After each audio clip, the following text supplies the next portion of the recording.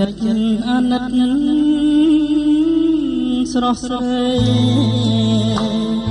មិនគួរពីស្អីលេចគ្រាកងសត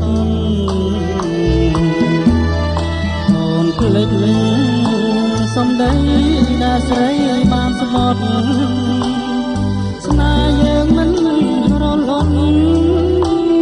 លោកគ្រាអាសា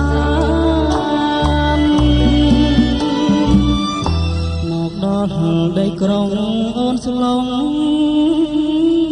ភ្លេចអស់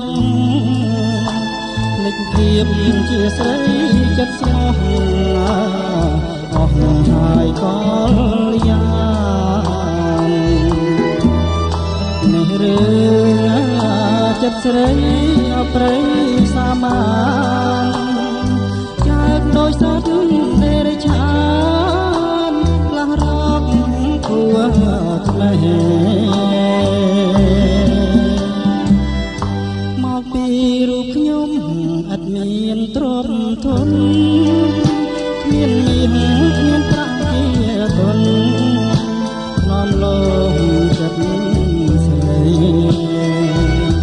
ឃើញទេអ្នកព្រៀនអូនគ្មានគិតអ្វីស្រវារំលាងឡានថ្មីស្រីគង់នឹងក្លៀត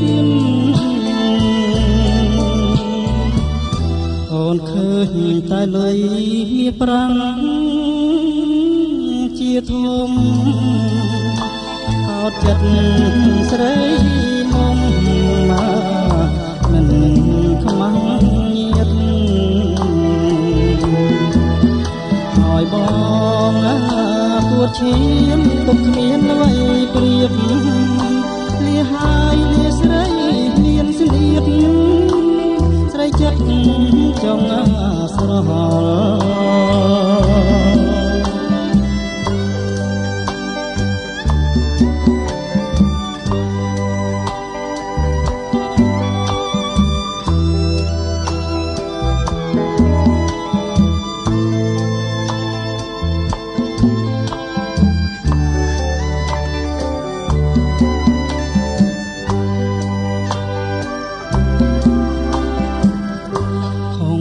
ហើយខ្ញុំម